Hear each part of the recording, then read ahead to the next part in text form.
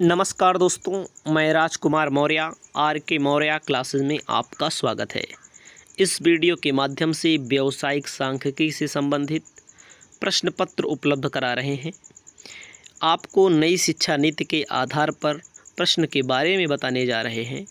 आपको ध्यान देना है, जितने प्रश्न मैं पढ़ रहा हूँ सभी प्रश्नों को ध्यान से आपको सुनना है। मैं इसमें जो भी टाइम खर्च कर रहा हूँ, आप यदि सुनेंगे तो आपके लिए बहुत लाभदायक होगा।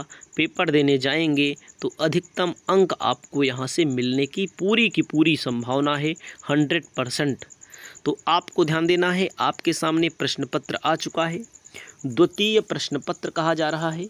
व्यावसायिक सांख्यिकी का प्रश्न पत्र, चाहे द्वितीय हो, चाहे प्रथम हो, चाहे तृतीय हो, कुल मिलाकर के आपको व्यावसायिक सांख्यिकी पर नज़र बना के रखना है, फोकस बना के रखना है।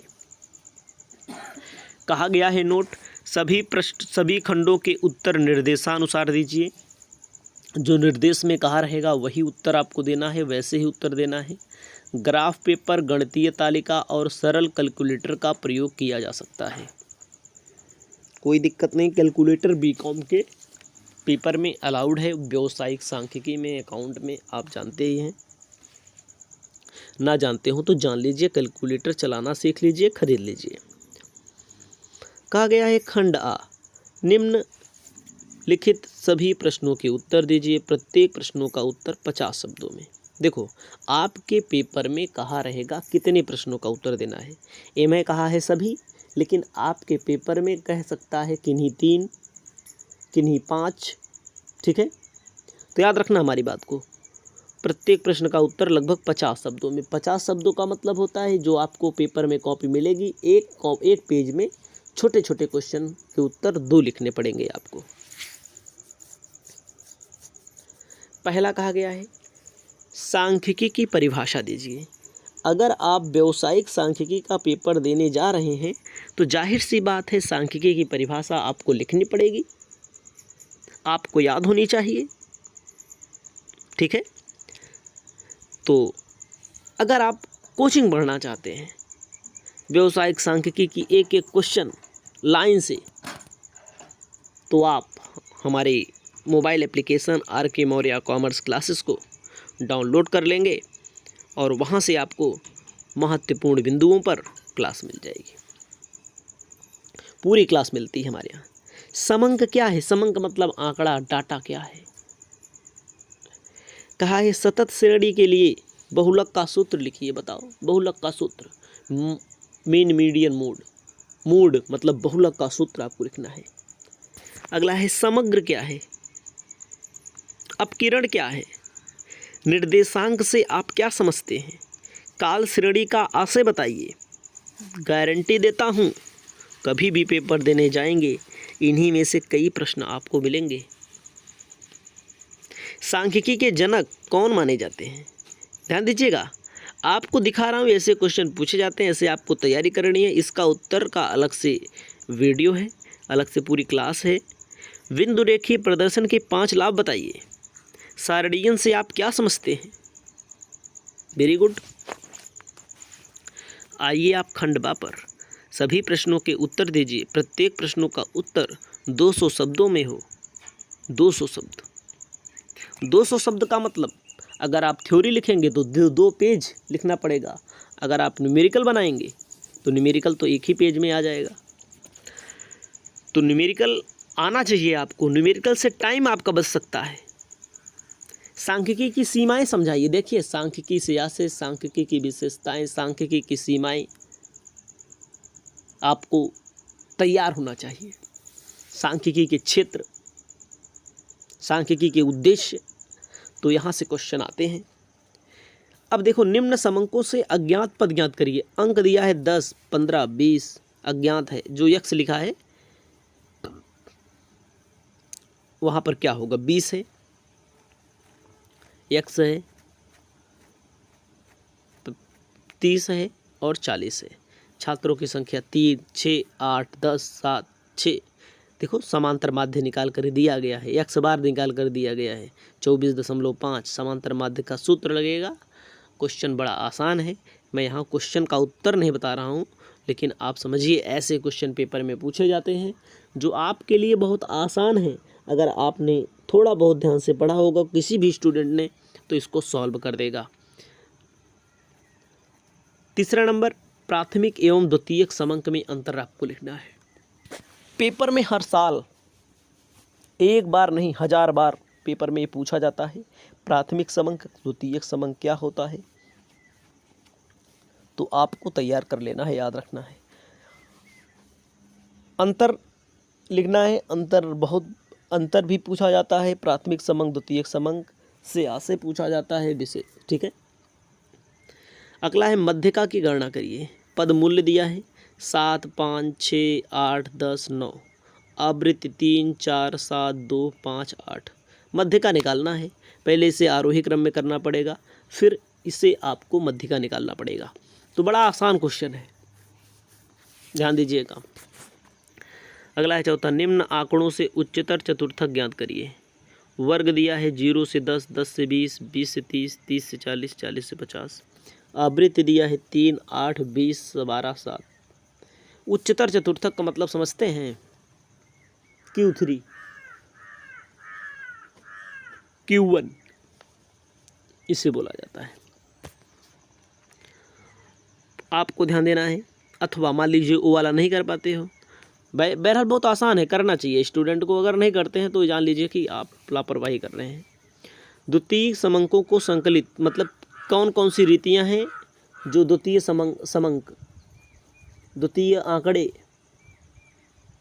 एकत्रित करने की रीतियां। बहुत आसान क्वेश्चन है।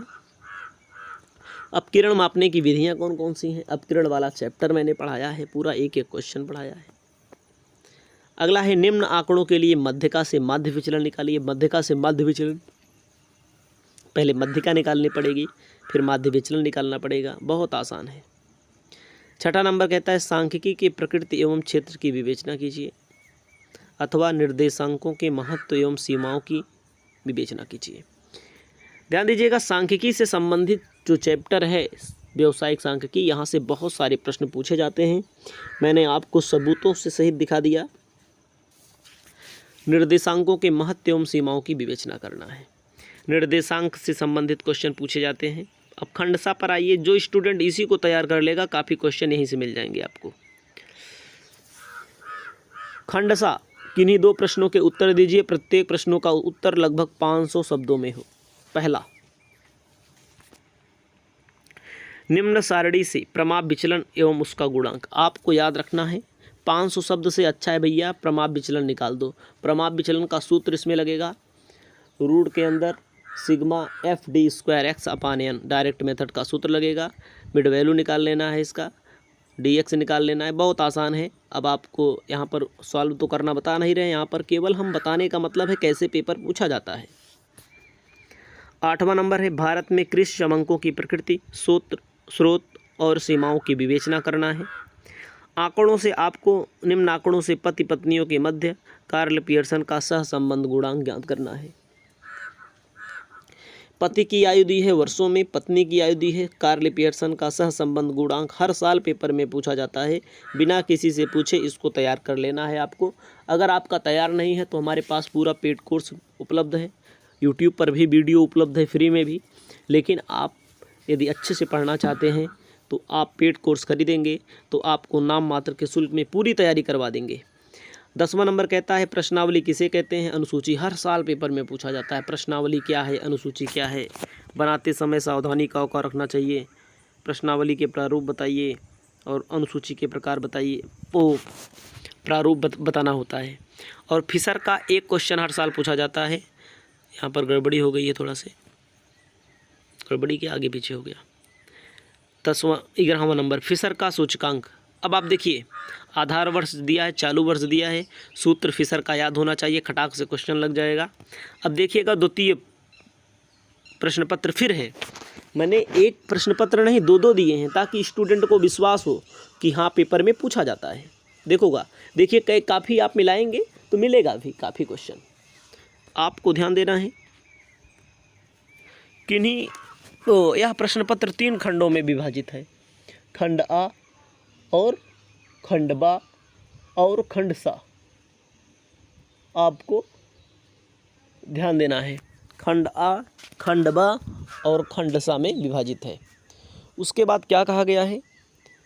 आ, सभी प्रश्नों के उत्तर दीजिए, प्रत्येक प्रश्नों का उत्तर 50 शब्दों में होना चाहिए। खंड आ में सभी का उत्तर देना है और खंड बा में जो उत्तर देना है, 2 उत्तर देना है, सभी का देना है। सा में जितने प्रश्न दिए हैं किन्हीं 2 प्रश्नों के उत्तर देना है। आपको ध्यान देना है, खंड आ में निम्नलिखित सभी प्रश्नों के उत्तर दीजिए 50 शब्दों में। सांख्यिकी की परिभाषा अभी मैंने पीछे बताया था, पीछे पेपर में पूछा गया था और दोबारा जो पेपर पूछा गया उसमें भी बताया गया है।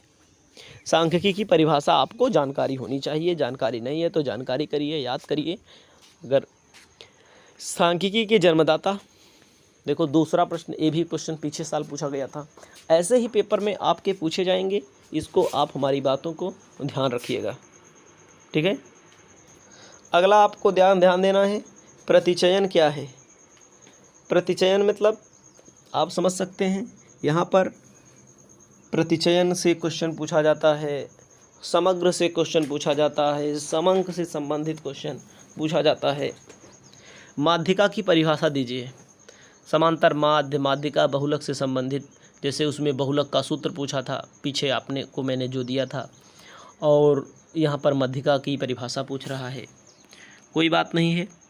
अपकिरण, देखो पीछे भी पूछा गया था, यहाँ भी पूछा गया है। अपकिरण का क्या अर्थ है, अपकिरण से क्या आशय है। अब देखो कार्ल पियर्सन गुणांक, विषमता गुणांक का सूत्र आपसे पूछ ले रहा है। न्यूनतम वर्ग रीति क्या है। निर्देशांक वहाँ भी पूछा था, यहाँ भी पूछा था। सहसंबंध वहाँ भी पूछा था, यहाँ भी मतलब कि देखो काफ़ी चीज़ें मिल रही हैं। 1-2 नया पूछ लिए, उसमें क्या है। वो कहीं ना कहीं कार्ल पियर्सन का विषमता गुणांक, न्यूनतम वर्ग रीति पीछे नहीं पूछा था, तो आपको बहुलक वहाँ परिभाषा पूछा था, यहाँ पर क्या पूछ लिया गया, ठीक है। यहाँ पर बहुलक की परिभाषा पूछ लिया, वहाँ सूत्र पूछा था। अब आप समझिए, खंडबा में सभी प्रश्नों के उत्तर दीजिए, प्रत्येक प्रश्न का उत्तर 200 शब्दों में होना चाहिए। दूसरा नंबर, 200 शब्दों का मतलब 2 पेज। थ्योरी लिखना तो 2 पेज से कम मत लिखना, 1 पेज में कुछ नहीं होगा, इसको आप ध्यान रखिएगा। सांख्यिकी के महत्व के बारे में लिखना है, एक एक हेडिंग डालकर लिखना है। समांतर माध्य आपको गणना करनी है, प्राप्तांक 0 से 100, 0 से 10, 10 से 20, 20 से 30, 30 से 40, 40 से 50। छात्रों की संख्या दी गई है। बहुत आसान क्वेश्चन है, इससे आसान क्वेश्चन कोई हो नहीं सकता। 10 नंबर का फ्री का है, जान लीजिए। देखो प्राथमिक समंक एवं द्वितीयक समंकों में अंतर लिखिए। पिछले साल पूछा गया था, मतलब पिछला पेपर जो मैंने बताया था, और यहाँ पर भी पूछा गया है। आप समझ सकते हैं कितना महत्वपूर्ण है, आपको सब मालूम करा दे रहे हैं। इच्छा आपकी, निम्नलिखित को साधारण आवृत्ति में परिवर्तित कीजिए। साधारण आवृत्ति में आपको इसे परिवर्तित करना है। 3 से कम 5 विद्यार्थी, 0 से 3 होगा, 0 से 3 के सामने 5 लिखना पड़ेगा आपको। 6 से कम मतलब होता है 0 से 3, 3 से 6, 0 से 3 के सामने 5, 3 से 6 के सामने 12, 6 से 9 के सामने 25, 9 से 12 के सामने 30। समंकों का वर्गीकरण, ध्यान दीजिएगा, समंकों के वर्गीकरण, सारणीयन, यहाँ से एक क्वेश्चन पेपर में पूछा जाता है, जो वर्गों को बांटा जाता है। वर्गों का मतलब होता है इंडिविजुअल में बांटा जाता है, डिस्क्रीस में बांटा जाता है, कॉन्टिन्यूअस में बांटा जाता है, इसे कहा जाता है समंकों का वर्गीकरण। अगला है, अर्थशास्त्र की परीक्षा में आवृत्ति वितरण से माध्यिका ज्ञात करनी है। 30 से 35, 25 से 30, 20 से 25, 15 से 20, इसको सीधा कर लेना है पहले। 0 से 5, 5 से 10, 10 से 15, 15 से 20, 20 से 25, 25 से 30, 30 से 35 कर लेना है। विद्यार्थियों की संख्या 4, 8, 12, 16, 10, 6, 4 का इसको भी लिख लेना है। और काफ़ी स्टूडेंट कंफ्यूज भी हो जाते हैं इस क्वेश्चन में। 5वां नंबर है, निर्देशांक आर्थिक बैरोमीटर है, समझाइए। निर्देशांक के बारे में बहुत पेपर में पूछा जाता है, पीछे भी पूछा गया, यहाँ भी पूछा गया है। हमारा काम बताना, हम बता रहे हैं, तैयारी करना आपका काम है।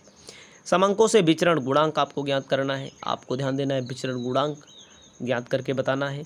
केंद्रीय सांख्यिकी संगठन के कार्य लिखना है आपको, जो केंद्रीय सरकार, केंद्रीय सांख्यिकी संगठन है, उसके काम आपको लिखना है। खंड सा में कहता है किन्हीं 2 प्रश्नों के उत्तर दीजिए, प्रत्येक प्रश्न का उत्तर 500 शब्दों में हो। देखो सांख्यिकी की परिभाषा, सांख्यिकी के महत्व एवं सीमाओं की विवेचना करना है। तो यहाँ से क्वेश्चन मैंने बार बार बताया, 1000 बार बताया, पेपर में पूछा जाता है। अगला कहता है सहसंबंध ज्ञात करने की विभिन्न रीतियाँ कौन कौन सी हैं। सहसंबंध ज्ञात करने की जैसे कार्ल पियर्सन का है, स्पीयरमैन का है, कार्ल पियर रैंक का है, कोटि सहसंबंध गुणांक है, यही सब है। माध्य माध्यिका बहुलक आपको 20 नंबर यहाँ मिलेंगे, तो आपको अंक से कम दिया है, 0 से 10 बनेगा, 10 से 20, 20 से 30, 30 से 40, 40 से 50, 50 से 60, 60, 70, 70 से 80। विद्यार्थियों की संख्या 0 से 15 15 दिया है, तो 15 पहले उतार लेना है, 35 में से 15 माइनस 60 में से 35 माइनस करके बनाना पड़ता है इसको। कार्ल पियर्सन का सहसंबंध गुणांक ज्ञात करना है, बहुत आसान क्वेश्चन है, लेकिन आप सॉल्व करें तब, कभी सॉल्व किए होंगे तो कर लेंगे। माध्य निकाल करके दिया है। निम्न आंकड़ों से प्रमाप विचलन तथा गुणांक परिकलन, तो ध्यान दीजिएगा, माध्य विचलन, प्रमाप विचलन, समांतर माध्य, माध्यिका बहुलक, यही जिसको आता है वही शेर है, वही लोग आगे बढ़ेंगे। तो आपको ध्यान देना है, न्यूमेरिकल करना है, इसमें थ्योरी करोगे जैसे आप 2 ही क्वेश्चन करना है। अब अगर आप सांख्यिकी की परिभाषा वाला करने लगोगे, बहरहाल आपको याद होगा, कोई दिक्कत नहीं हमें, लेकिन आप 500 शब्द लिखेंगे कहाँ से? इससे अच्छा है माध्य माध्यिका बहुलक कर दीजिए, चाहे सहसंबंध वाला कर दीजिए, चाहे प्रमाप विचलन वाला कर दीजिए, बहुत आसान क्वेश्चन। इस वीडियो को यहीं पर समाप्त करते हैं। आने वाली वीडियो में आपके लिए महत्वपूर्ण क्वेश्चन पेपर उपलब्ध करा रहे हैं। नमस्कार, जय हिंद, जय भारत।